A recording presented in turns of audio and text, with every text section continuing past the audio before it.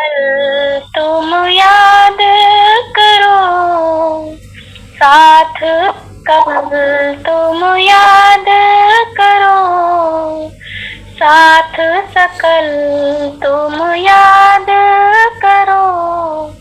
जीनी जाओ वचन विसार जी, जीनी जाओ वचन विसार जी।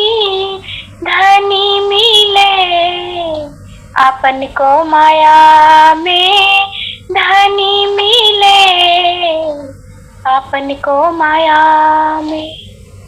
जिन्हें भूलो ए अवसर जी, साथ सकल तुम याद करो। एही चाल तुम चलियो साथ जी, एही पाऊं परवान जी। एही चाल तुम चलियो साथ जी, एही पाऊं परवान जी। प्रगट में तुमको पहले कया, भी कहूँ निर्वाण जी।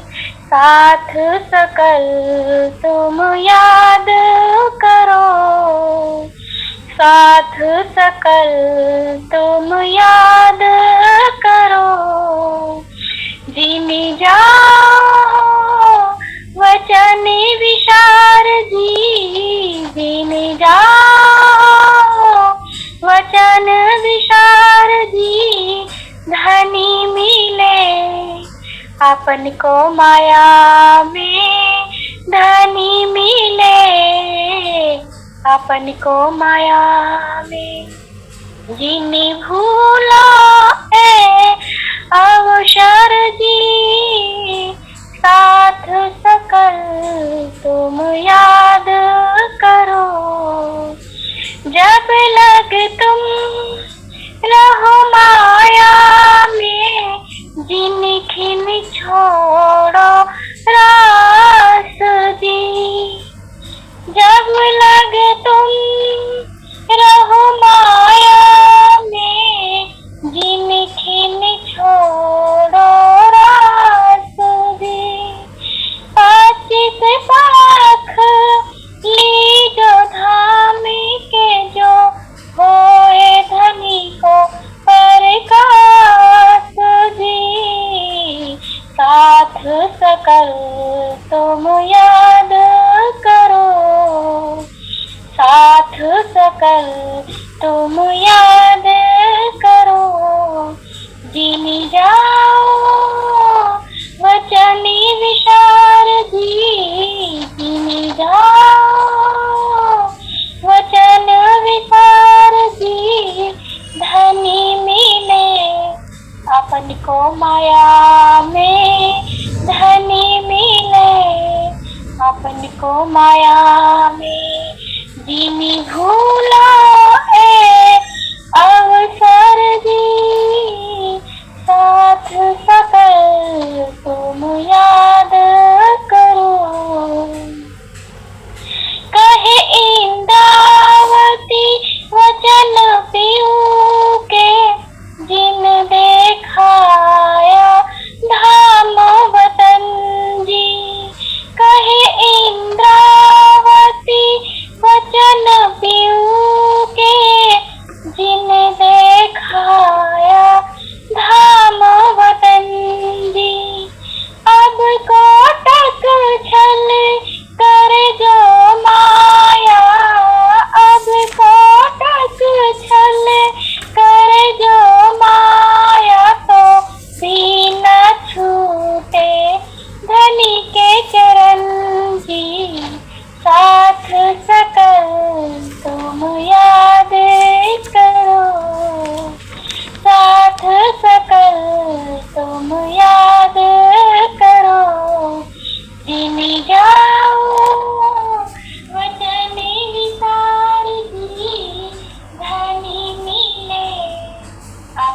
को माया में धनी मिले, अपन को माया में जिनी भूला अवसर दी, साथ सकल तुम याद करो, साथ सकल तुम याद करो, साथ सकल।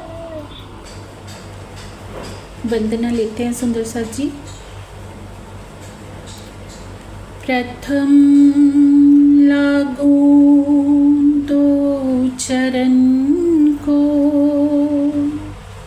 धनिये न छुड़ायो छिन, लाख तली लालेडियाँ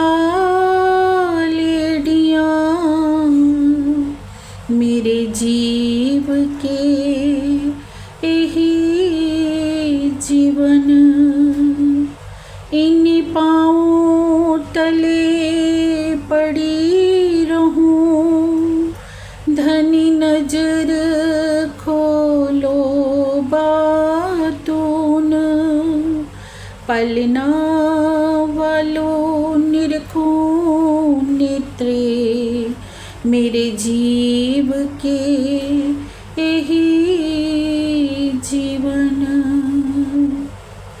चर्चा प्रारंभ होती है, सुनो साथी चित दे, भजो राज श्यामा श्री प्राणनाथ, सखी जीवन हमारो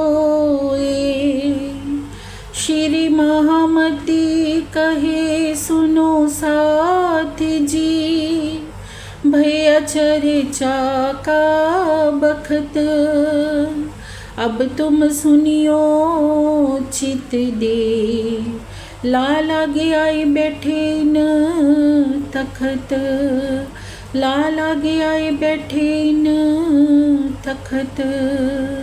बोले श्री प्राणनाथ प्यारे की जय, बोले श्री सतगुरु जी महाराज की जय।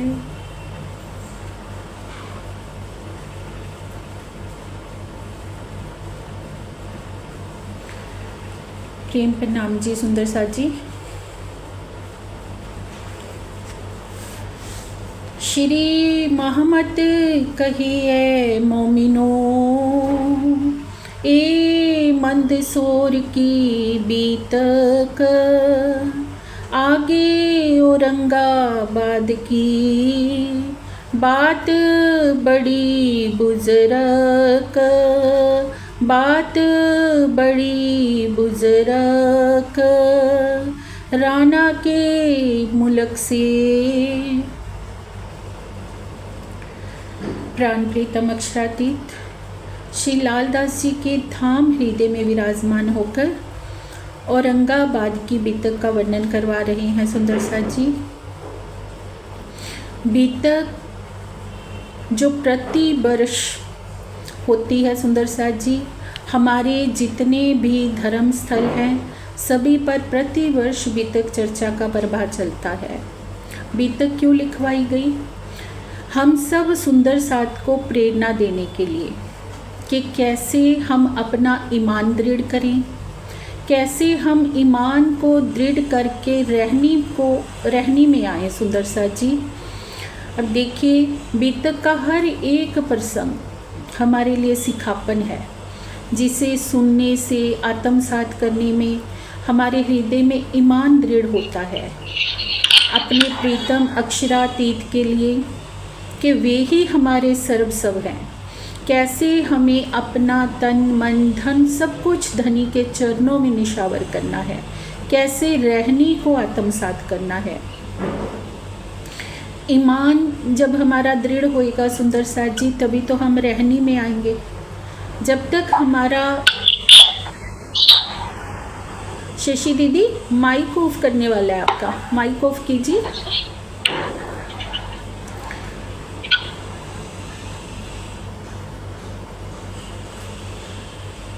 सबसे पहले है सुंदर साथ जी पहचान। जब तक धनी की हम पहचान नहीं करेंगे, तो ईमान नहीं लाएंगे, तो रहनी कैसे आएगी? ईमान से ही हमारी रहनी है। अब रहनी क्या है सुंदर साथ जी? परम धाम में जब हम धनी के चरणों में रहते थे, कौन सी रहनी में हम रहते थे? सब कुछ इश्कमय, प्रेम की एक दुनिया। जो कुछ राजी हैं वही रूहें हैं, जो धनी के दिल में है वही रूह के दिल में है। धनी से ही हमारा सब कुछ है। और इस संसार में आने से क्या हो गया? हम संसारिक रिश्ते नातों से बंध गए। जो जीव जिन चक्रों में पड़ा हुआ था, जिन रिश्ते नातों से जीव बंधा हुआ था, आत्म उस जीव के ऊपर आकर विराजमान हुई, तो दृष्टा भाव से वो भी क्या देखने लगी कि मैं ये शरीर हूँ। और प्रीतम अक्षरातीत ने आकर हमें श्रीमुख वाणी से जागृत किया। तारतम ज्ञान के प्रकाश में हमारे हृदय में अंधकार को दूर करके प्रेम का उजाला किया। उस उजाले में जब आत्मा ने देखा कि मैं तो इस संसार की हूँ ही नहीं, मेरा तो यहाँ कोई नाता है ही नहीं, मैं तो अनादि काल से उस प्रीतम अक्षरातीत के चरणों में विहार करती थी, उसके धाम में विहार करने वाली हूँ, उसके दिल में विहार करने वाली हूँ। जब वो अपने कदम परम धाम की ओर बढ़ाती है और प्रेम की दुनिया में पल पल जीती है, जैसे परम धाम में धनी हर पल हमारे दिल में बसे हुए थे, इस जागनी ब्रह्मांड में भी जब हमारी अवस्था वैसी ही हो जाती है, हमें सिर्फ और सिर्फ राज्य के प्यार में जीना अच्छा लगता है, उसी दुनिया में उन्हीं भावों में रहना अच्छा लगता है, तो उसे हम कहते हैं रहनी। जो रहनी सुंदर साथ ने 5वें दिन की लीला में करके दिखाई। जैसे ही धनी की पहचान हुई, धनी के चरणों में ईमान लाए और अपना घर परिवार सब त्याग कर हमेशा हमेशा के लिए श्री जी के ऊपर समर्पित हो गए। और जहाँ ये बात भी नहीं है सुंदर साथ जी कि हम मन में विचार करें कि अगर हम घर बार त्याग नहीं कर पा रहे तो क्या हम रहनी में नहीं है या ईमान में नहीं है, तो बीतक सामने आता है जो सुंदर साथ घरों में रह गए थे ना, उनका चित्त भी हमेशा श्री जी में ही लगा रहता था। संग चलने का भाव दिल की अवस्था से भी होता है। अगर घर परिवार में रहते हुए भी हम घर परिवार से न्यारे हैं, जैसे कमल का फूल कीचड़ में रहता हुआ भी कीचड़ से परे रहता है, ऐसे ही अगर प्रतिदिन हम वाणी चिंतन में, ध्यान में, रजी की प्रेम में चितौनी में डूबे हुए हैं, पल पल हमारे हृदय में धनी ही विहार कर रहे हैं, तो तब भी हम रहनी में हैं सुंदर साथ जी। और श्री बीतक साहब का प्रत्येक घटनाक्रम हमें यही सीख दे रहा है। अब कल हमने जाना था सुंदर साथ जी कैसे मंदसौर में सुंदर साथ को 8 महीने के लिए भिक्षा मांगनी पड़ी थी, घर घर जाकर। तो अब श्री जी जब रामपुर में पूरन चरण के गांव में थे, वहाँ से वो दुदलाई जब आते हैं, वहीं से मुकुंद दास जी को उन्होंने भेज दिया था औरंगाबाद के लिए राजा भाव सिंह की आत्मा को जागृत करने के लिए। अब मुकुंद दास जी के साथ खिमाई भाई हैं, बल्लभ दास जी हैं, केशव दास जी हैं, ये तीनों सुंदर साथ में हैं और मुकुंद दास जी जाते हैं राजा भाव सिंह के दरबार में उनकी आत्मा को जागृत करने के लिए। अब मुकुंद दास जी ने बैराग्य वेश धारण किया हुआ था, तो जो 3 सुंदर साथ होते हैं, खिमाई भाई, बल्लभ जी और केशव दास जी, वे एक दुकान पर ठहर जाते हैं और मुकुंद दास जी भिक्षा मांगने के लिए निकल पड़ते हैं।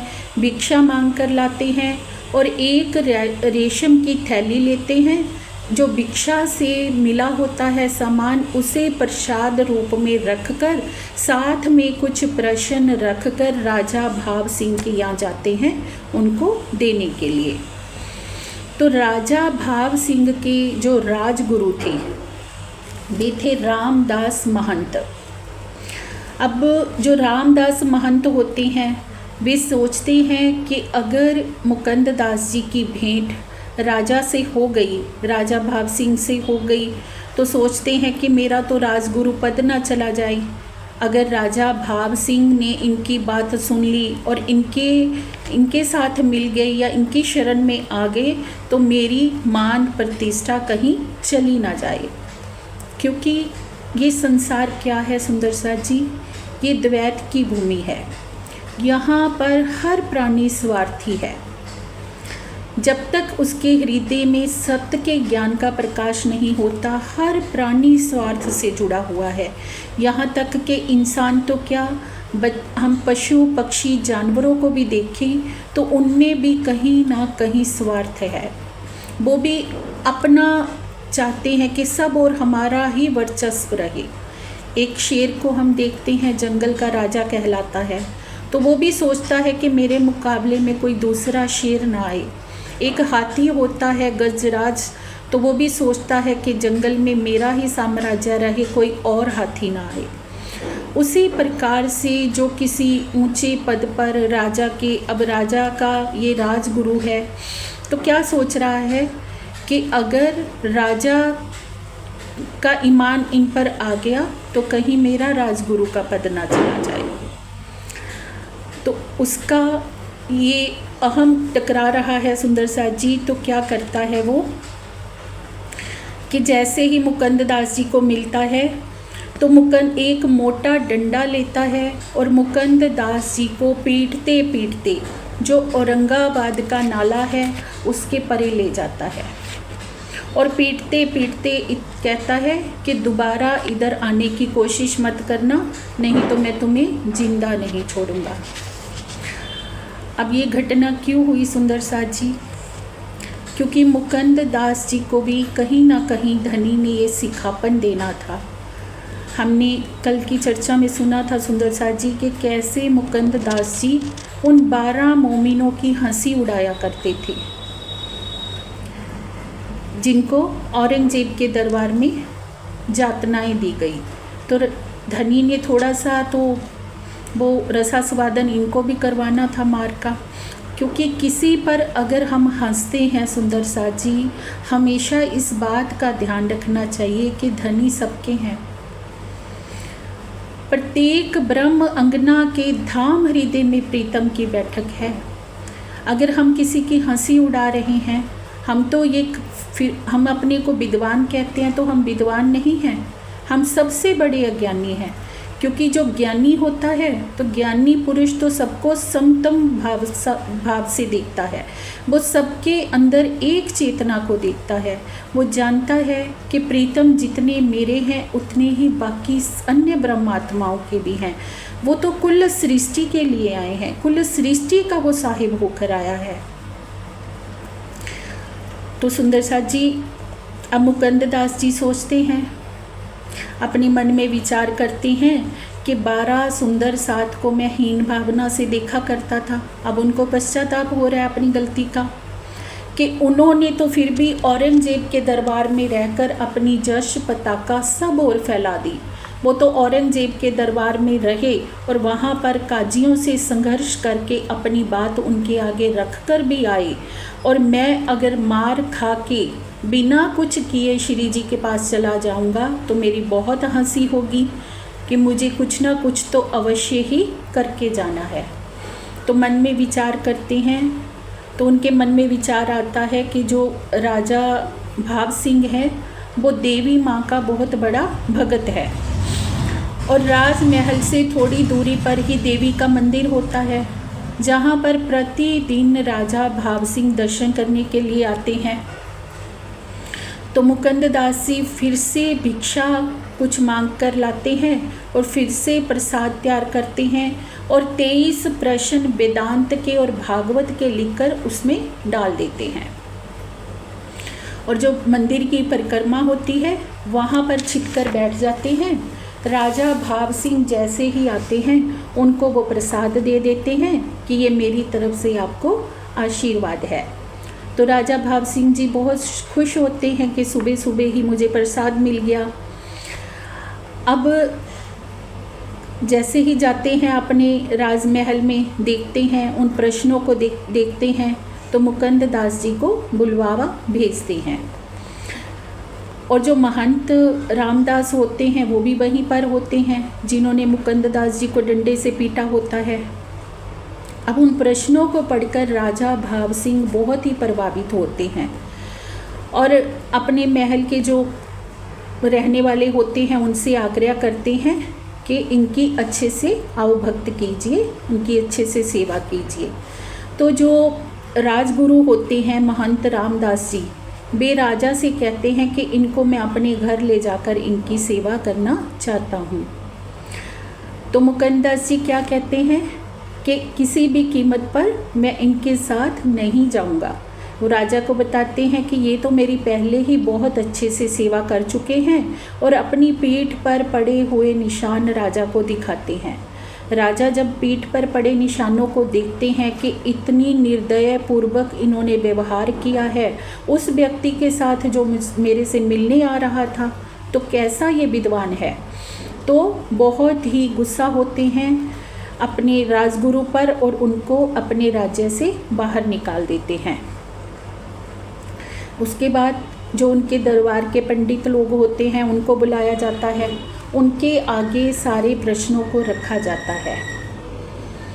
पंडित लोग कहते हैं कि हम भी इनसे कुछ प्रश्न करना चाहते हैं मुकुंद दास जी से, और ये पहले हमारे प्रश्नों का उत्तर दें। अब 80 प्रश्न पंडितों के द्वारा मुकुंद दास जी को किए जाते हैं सुंदर साथ जी, जिनका मुकुंद दास जी उसी दिन में उत्तर दे देते हैं।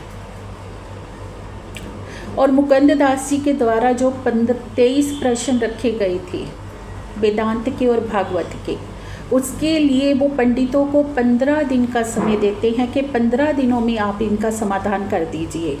पर 15 दिन में भी वो प्रश्नों का समाधान नहीं कर पाते, अर्थात उनको उत्तर नहीं आता, क्योंकि बिना तारतम्य ज्ञान के धर्म ग्रंथों के गुज्ज रहस्यों को कोई भी स्पष्ट नहीं कर सकता। सुंदर साथ जी, धर्म ग्रंथों के सभी रहस्य को खोलने की कुंजी क्या है? श्रीमुख वाणी, तारतम वाणी।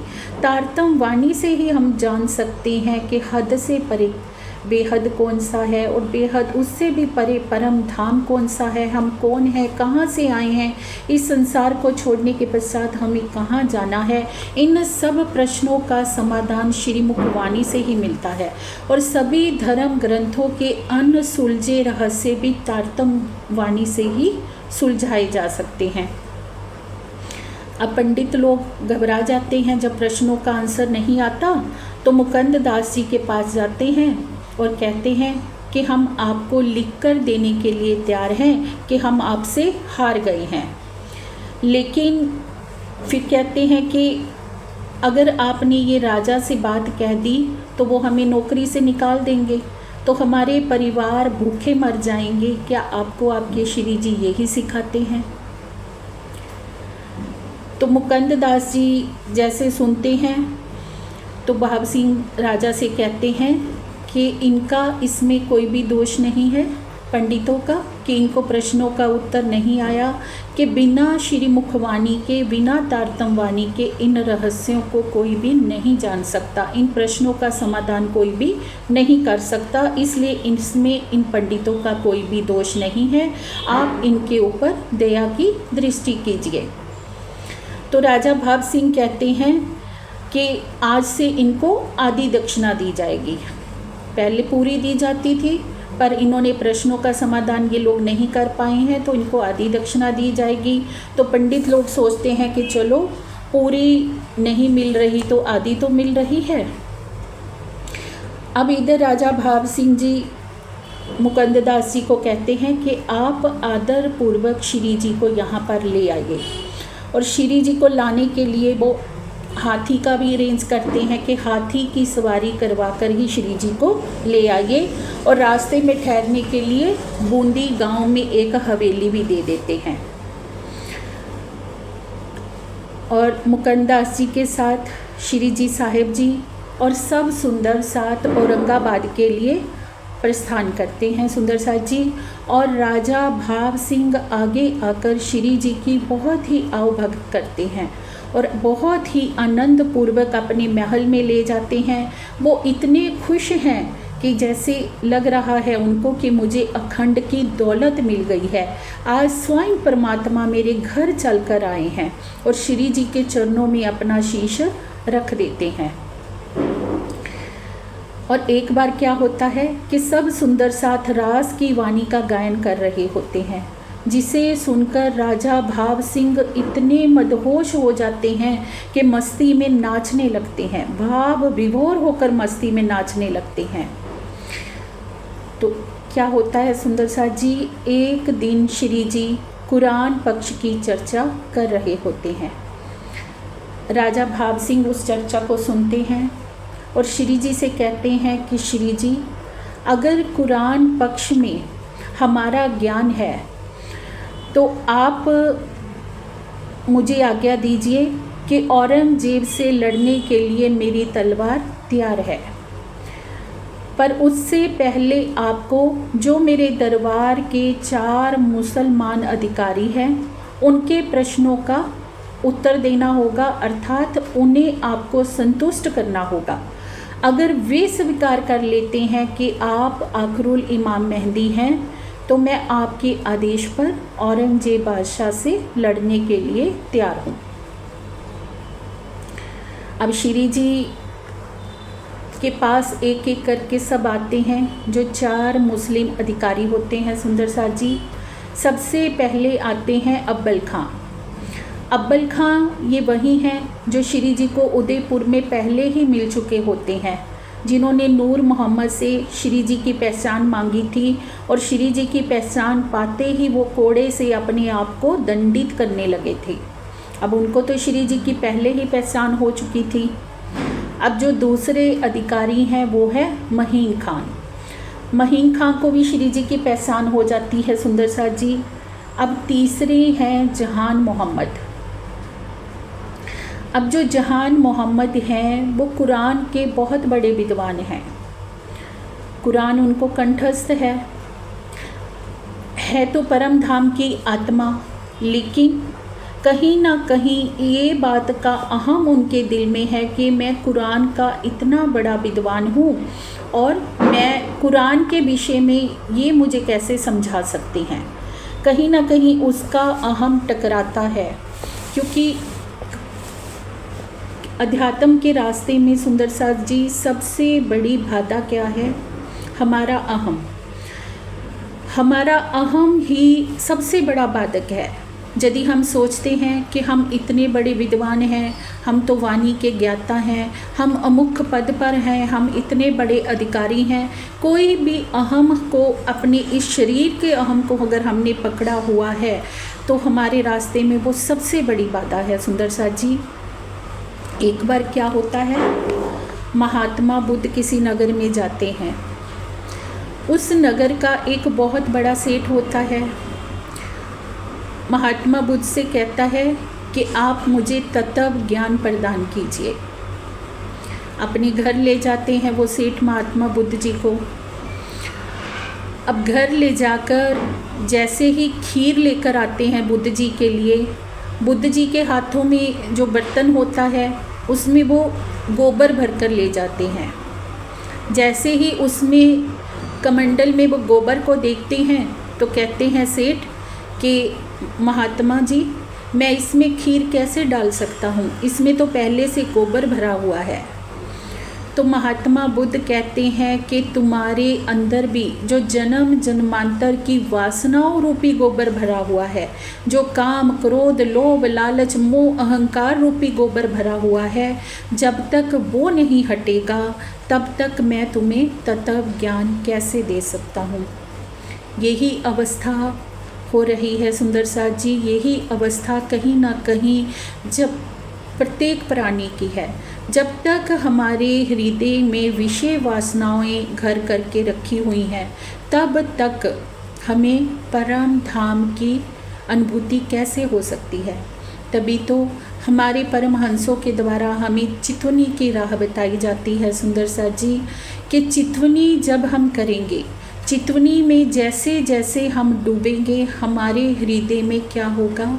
विरहा उत्पन्न होगा। और श्रीमुख वाणी कहती है, पियो के विरहे निर्मल किए, पीछे सुख सवन को दिए। विरहा उत्पन्न होने से हृदय निर्मल होता है, विरहा आने से हृदय में प्रेम आता है, और विरहा की अग्नि में जन्म जन्मांतर की सभी वासनाएं जलकर राख हो जाती हैं। तो अब अहम उनका टकरा रहा है। और एक बात और होती है कि हमारे सुंदर साथ उत्तम दास जी और लाल दास जी जब जहान मोहम्मद जी से वार्ता कर रहे होते हैं, तब उनके आगे परम धाम का वर्णन कर देते हैं। परम धाम का वर्णन करते बताते हैं कि मूल मिलावा है, मूल मिलावे में सिंहासन पर राज श्यामा जी विराजमान हैं, वहाँ पर कंचन रंग का सिंहासन है।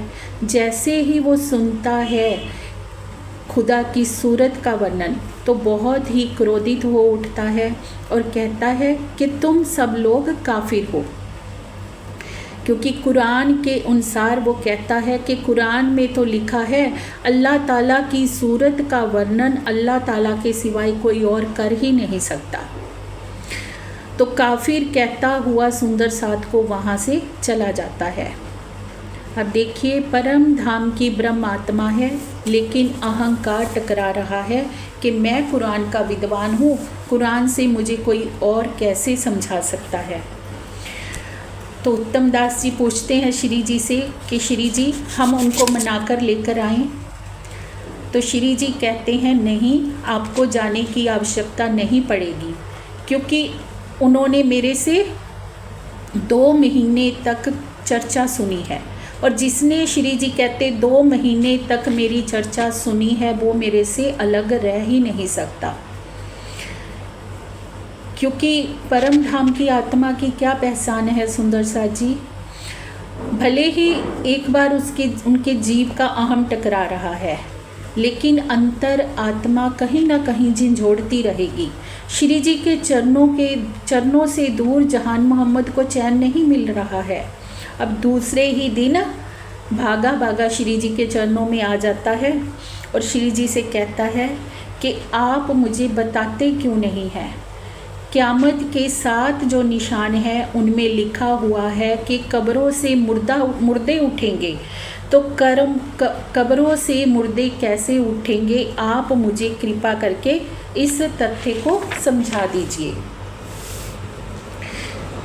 तो श्री जी साहिब जी सारी बात उनको समझाते हुए जहान मोहम्मद को कहते हैं कि परम धाम में अल्लाह ताला का स्वरूप विराजमान है, जिन्हें हिंदू ग्रंथों में सच्चिदानंद पूर्ण ब्रह्म परमात्मा कहा गया है, कुरान में अल्लाह ताला कहा गया है, और अलग अलग धर्म ग्रंथों में अलग अलग नामों से निमाजा गया है।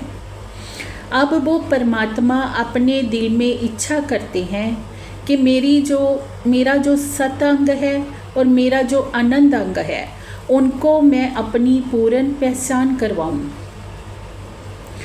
क्या होता है, मेहर का दरिया दिल में लिया तो रूहों खेल देखने का ख्याल उपजा।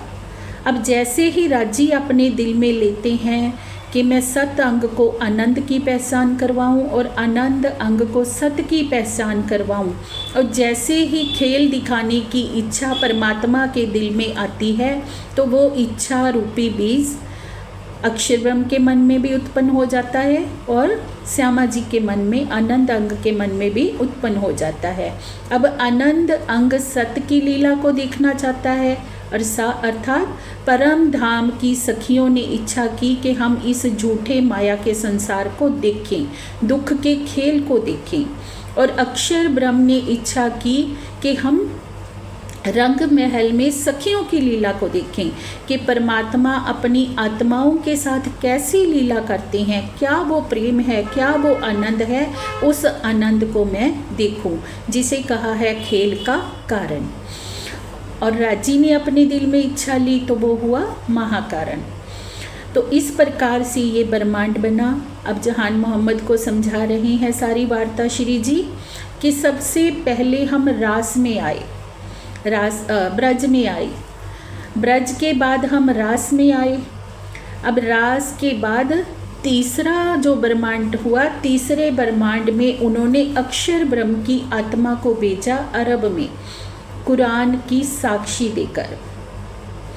अब देखिए सुंदर साथ जी, ब्रज में जब हम आए तो ब्रज में ना घर की सुध थी ना सनमंद की सुध थी, पूरी नींद थी।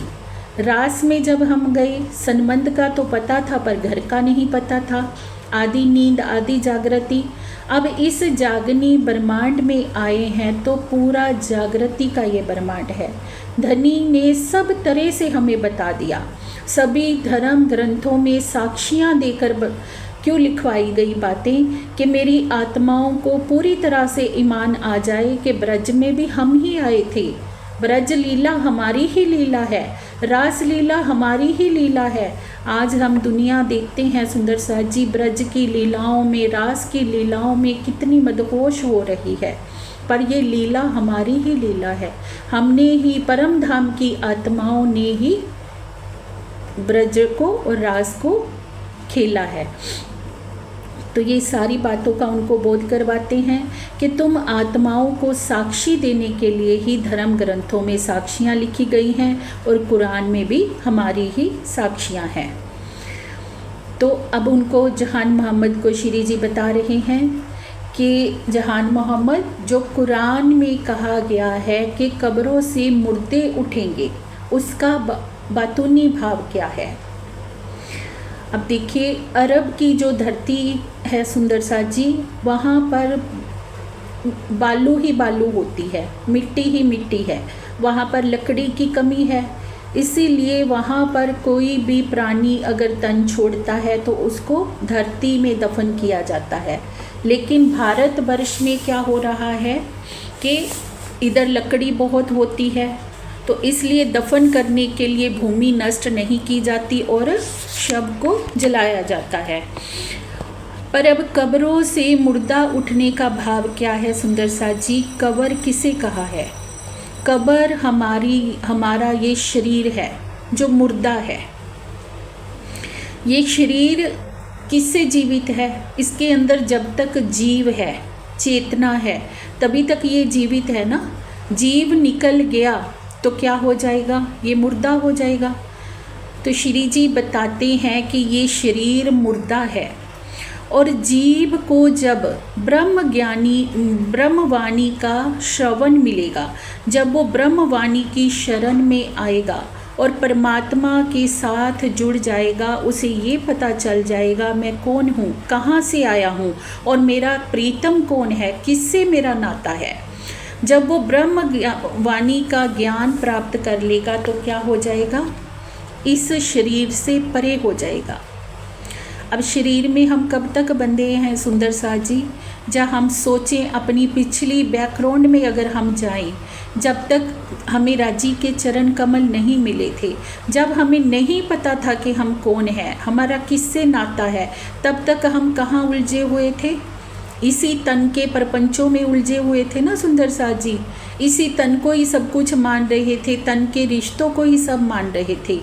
जब हमें ये वाणी का प्रकाश मिला, श्रीमुख वाणी हमें मिली सुंदर साथ जी, तब हमने जाना कि ये शरीर तो नाशवान है, ये शरीर तो मुर्दा है, हमारी जो आत्मा है वही सत्य है।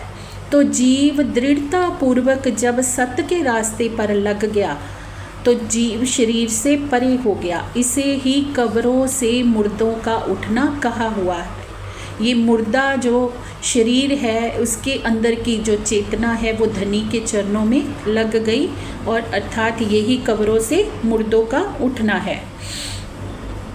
अब जैसे ही जहान मोहम्मद श्री जी से इस बात को सुनता है तो इतना बेसुध हो जाता है कि उसको कुछ और याद ही नहीं रहता। वे हर समय श्री जी की याद में डूबा रहने लगता है। तो अब दूसरी ओर जो पठान लोग होते हैं, जिनको वो प्रतिदिन कुरान का ज्ञान दिया करता था, कुरान का बहुत बड़ा विद्वान है जहान मोहम्मद, तो कुरान का जो बाकी पठानों को वो सुनाया करता था पढ़कर, वही सब उसके दुश्मन बन जाते हैं। सोचते हैं कि हमारा जो उस्ताद है वो तो किसी बैरागी के पास चला गया है, हिंदू बैरागी के पास, हम उसको दीक्षा लेने से रोकेंगे, अगर वो नहीं रुकेगा तो हम उसका वध कर देंगे। ये सच्चाई है सुंदर सा जी दुनिया की। अब देखिए, कल तक उसको उस्ताद मान रहे थे, अब सोच रहे हैं कि वो हिंदू बैरागी के पास जा रहा है तो उसकी हत्या करवा दें। क्योंकि मुसलमान क्या करते हैं, स्वयं तो चाहते हैं कि हर कोई हमारे इस्लाम को स्वीकार करे, पर अगर कोई मुसलमान किसी और पंथ को स्वीकार करता है तो वो इनको मंजूर नहीं है। और इधर जहान मोहम्मद श्री जी से तारतम मंत्र ग्रहण करता है और इतना श्री जी के प्रेम में डूबा रहता है कि उसको परम धाम में बैठा श्री राजपिया जी का दीदार हो जाता है। तो क्या कहता है ऊंचे स्वरों में उन पठानों को सुंदर सा जी, मैं तो साहिब देखिया जाहिर अपने नैन, तहाँ खतरा होत है ए मुखते कहो न बैन, कि मैंने उस प्राण प्रीतम को अपने इन नैनों से देखा है और उस प्रीतम से, उस अक्षरातीत से, उस अल्लाह ताला से मुझे कोई खतरा हो सकता है, ऐसा तो तुम मुख से कहो ही नहीं। ये है पहचान सुंदर सा जी। पहचान जिसको हो जाती है वही तो फिदा होता है ना, बिना पहचान के हम कैसे फिदा होंगे। तो धनी से हम कुछ मांगे तो सुंदर सा जी धनी से धनी की पहचान मांगे।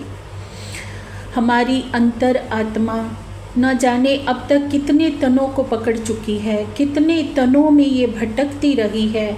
ये जीव जन्म जन्मांतर के चक्कर में जाने कब से पड़ा हुआ है। इन जन्म जन्मांतरों के चक्कर से छूटने का कोई साधन है तो सुंदर सा जी वो प्रीतम अक्षरातीत के चरण कमल है। अब जहान मोहम्मद ने पकड़ लिया है उन चरण कमलों को दृढ़तापूर्वक। अब इधर समय बीतता जाता है, चर्चा का प्रवाह चलता जाता है और जो पठान लोग होते हैं जो जहान मोहम्मद का विरोध कर रहे होते हैं वो सब इकट्ठा होकर एक दिन श्री जी के पास आते हैं लड़ने के लिए। अब इधर अब्बल खान, महीन खान, जहान मोहम्मद और अन्य सब सुंदर सा श्री जी के चरणों में बैठे होते हैं। तो उन पठानों को अच्छे से फटकार लगाते हैं तो डरकर वहाँ से वो सब भाग चलते हैं, ये कहकर कि इनकी तो धरती ही फिर गई है, इनकी तो मति ही फिर गई है, इन पर तो हिंदू बैरागी का जादू चल गया है। तो अब सुंदर सा जी जो चौथा मंत्री होता है फतेह मोहम्मद। अब तीन जो मंत्री होते हैं राजा भाग सिंह के, वो तो श्री जी के ऊपर दृढ़ ईमान ले आते हैं, उनके चरणों में समर्पित हो जाते हैं। लेकिन जो फतेह मोहम्मद होता है, फतेह मोहम्मद को अभी तक ईमान नहीं आया होता, तो वो क्या कहता है कि मैं 40 प्रश्न हदीसों के लिख कर देता हूँ और यदि इन्होंने उनका उत्तर दे दिया तो मैं मान लूँगा कि यही आखिरुल इमाम मेहंदी हैं। अब जहान मोहम्मद जो होते हैं फतेह मोहम्मद के द्वारा लिखे हुए 40 हदीसों को लेकर श्री जी के पास आते हैं। तो श्री जी कहते हैं कि तुम इन प्रश्नों के उत्तर क्यों नहीं दे सकते, तुमने इतने महीने से मेरी चर्चा सुनी है तो तुम भी समाधान कर सकते हो। तो सुंदर सा जी ये है धनी का मेहर बड़ा हाथ। अब देखिए इन 40 प्रश्नों का उत्तर जहान मोहम्मद से ही करवाएंगे श्री जी अपने वरद हस्त से। सुंदर सा जी ये है उनके वरद हस्त का प्रताप, सतगुरु की शरण में आने का फल। अब श्री जी तारतम देते हैं, तारतम जहान मोहम्मद को, और उनके अंदर तारतम लेते ही जोश आ जाता है। जोश आता है तो उनको अल्लाह ताला का दर्शन हो जाता है। दर्शन जब हो जाता है सुंदर सा जी तो ईमान और दृढ़ हो जाता है। जब कोई साक्षी हमें मिल जाए, प्रमाण हमें मिल जाए सुंदर सा जी कि हम तो सच में ही परम धाम में बैठे हैं, सच में ही परमात्मा का स्वरूप है, तो और ईमान दृढ़ हो जाता है। तो अब उत्तर देते हैं वो फ़तेह मोहम्मद के प्रश्नों का। फ़तेह मोहम्मद उनसे पूछते हैं क्या अल्लाह ताला की सूरत है। अब जहान मोहम्मद तो उस सूरत को देख चुके हैं तो कहते हैं हाँ अल्लाह ताला की सूरत है। तो वो कुरान के 15वें पारे से ही बताते हैं, क्या लिखा है, रुए तरवी फिल लैल तुल मेराज। इस आयत का अर्थ है सुंदर सा जी कि मैंने मेराज की रात्रि में अल्लाह ताला का दर्शन किया है। मोहम्मद साहब लिखते हैं कि मेराज की रात्रि में मैंने अल्लाह ताला का दर्शन किया है और मेरे और अल्लाह ताला के बीच में 2 गोसे के कमान की दूरी है, अर्थात एक धनुष के 2 पार्ट होते हैं ना, जितना उनमें अंतर होता है उतनी ही हमारे बीच में दूरी है। अब क्या कहता है फ़तेह मोहम्मद कि ठीक है, ये बातें तो ठीक है, लेकिन अगर इन बातों पर औरंगजेब ईमान लाएगा तभी मैं इन बातों को मानूंगा। तो जहान मोहम्मद कहते हैं कि तुम्हारा ईमान अल्लाह ताला के ऊपर नहीं है, तुम्हारा ईमान तो औरंगजेब के ऊपर है। तो भी जहान मोहम्मद ईमान नहीं ला पाता श्री जी के चरणों में सुंदर सा जी। और इधर क्या होता है, राजा भाव सिंह जो होते हैं वे श्री जी से आग्रह करने लगते हैं कि श्री जी मुझे परम धाम की झलक दिखाइए। अगर आप मुझे परम धाम की झलक दिखा देंगे तो मैं औरंगजेब से लड़ने के लिए तैयार हूँ। तो श्री जी उनको मना भी करते हैं कि अभी आपके अंदर वो पात्रता नहीं है, पर वो हठ पूर्वक दीदार करते हैं सुंदर सा जी। श्री जी अपनी मेहर से उनको योग माया तक की झलक दिखा देते हैं। तो क्या होता है, भाव सिंह जी का शरीर छूट जाता है। ऐसा क्यों हुआ सुंदर सा जी, शरीर क्यों छूट गया। अब शरीर ने, जीव ने जब देखा कि योग माया के ब्रह्मांड में तो इतना आनंद है, इतना प्रेम है, तो उस जीव की इच्छा ही नहीं हुई कि वापिस इस संसार में वो आए। उसने सोचा कि मुझे तो यहीं रहना है। पर इसका मतलब ये नहीं है सुंदर साथ जी कि कोई भी सुंदर साथ अगर राजी को देखेगा तो शरीर छूट जाएगा। राजा भाव सिंह के अंदर ईश्वरी सृष्टि की आत्मा थी। वो इतना प्रेम, इतना आनंद देखकर वहीं उनके जीव ने रहना का सोचा सुंदर साथ जी। तभी हमें परमहंसों के द्वारा चितवनी की राह दिखाई जाती है, क्योंकि चितवनी की राह पर जब हम चलेंगे, विरहा प्रेम की राह पर जब हम चलेंगे, तो हमारे हृदय में निर्मलता आती जाएगी, हमारा हृदय दृढ़ होता जाएगा, हमारे अंदर वो पात्रता आती जाएगी। जैसे जैसे जीव के अंदर वो पात्रता आती जाएगी, उस तेज को सहने की शक्ति आती जाएगी सुंदर साथ जी, तब धनी हमें दीदार देंगे तो कभी हमारा शरीर छूटेगा नहीं। अब राजा भाव सिंह के साथ ऐसा क्यों हुआ, क्योंकि उन्होंने विरहा का रस तो अभी चखा नहीं था। हमने देखा है सुंदर साथ जी, बीतक में सुना है श्री इंद्रावती जी की आत्मा ने कितना विरहा किया हबशा में। विरहा में तड़प तड़प कर जब आहा भी सूखी अंग में, श्वास भी छोड़े हो संग, तब तुम पर्दा टाल के मोहे दीजो अपना अंग। जब आहा भी सूख जाती है, श्वासें भी साथ छोड़ देती हैं सुंदर सा जी, तब धनी आते हैं विरहा की भट्ठी में जलने के पश्चात। और राजा भाव सिंह ने विरहा तो अभी नहीं किया था और सीधा ही इच्छा कर ली। और हम सबके लिए इस घटनाक्रम से सिखापन है सुंदर साथ जी कि हमें जिद से, हट से कोई भी कार्य नहीं करना है, क्योंकि धनी ने कब हमें क्या देना है वो अच्छे से जानते हैं। जैसे हमारे शरीर में पात्रता होती जाएगी, हमारी गुण अंग इंद्रियां निर्मल होती जाएंगी, हमारा हृदय प्रेम में डूबता जाएगा, तो वो तो मेहर का सागर है, वो तो देने के लिए ही बैठा है। राजी ने कहीं अपना प्रेम कहीं और तो नहीं बांटना, हम आत्माओं के लिए ही तो है। तो अब जैसे ही राजा भाव सिंह का शरीर छूट जाता है सुंदर साथ जी, औरंगाबाद की राजगद्दी पर अधिकार कर लेता है फ़तेह मोहम्मद। अब फतेह मोहम्मद उस पे जैसे ही अधिकार कर लेता है तो मुग़ल सेना को लगा देता है सुंदर साथ और श्री जी के पीछे के इनको पकड़कर कैद कर लो। अब सुंदर साथ रात्रि के अंधेरे में वहाँ से चलते हैं बचकर। सवेरा होता है तो औरंगाबाद से 7 कोस दूर सब निकल गए होते हैं। अब चलकर अकोट पहुँचते हैं। अब ये सब जब हो रहा होता है सुंदर साथ जी इतने कष्ट सुंदर साथ को जब झेलने पड़ते हैं, पहले उदयपुर में, मंदसौर में, अब औरंगाबाद में, तो सुंदर साथ का ईमान डगमगाने लगता है।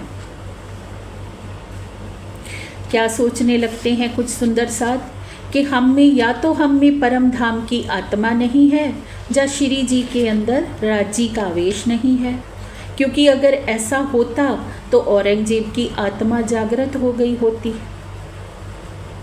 अब श्री जी चाहते तो उनके लिए क्या मुश्किल था सुंदर साथ जी, क्या वो औरंगजेब की आत्मा को जागृत नहीं कर सकते थे? पर एक लीला रची जा रही है, एक नाटक रचा जा रहा है, क्योंकि जो जितने महान होते हैं वो अपनी महानता का कभी प्रदर्शन नहीं करते हैं कि हम इतने महान हैं।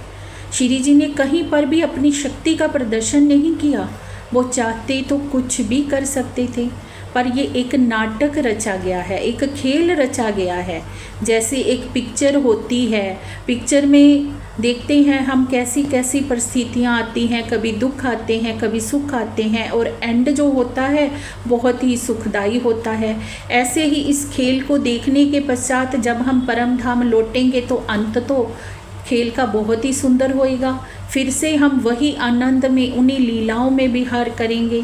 तो ये एक नाटक रचा जा रहा है, पर इस नाटक में सुंदर साथ ईमान से डगमगा जाते हैं। उनके हृदय में हो जाता है कि हमें इतने कष्ट क्यों दिखाए जा रहे हैं। अब श्री जी सब सुंदर साथ को बिठाते हैं अपने पास में और समझाते हैं, चर्चा उनको सुनाते हैं कि आप लोग रोज़ सुबह जब उठते हो तो क्या कहते हो, श्री राजी श्री ठुकरानी जी प्रथम भूमि में विराजमान पई। कि ये बातों का बोध आपको किसने करवाया? किसी धर्म ग्रंथ में तो आज तक ये वर्णन नहीं आता, राज्य का वर्णन नहीं आता, ना उनकी शोभा श्रृंगार का आता है।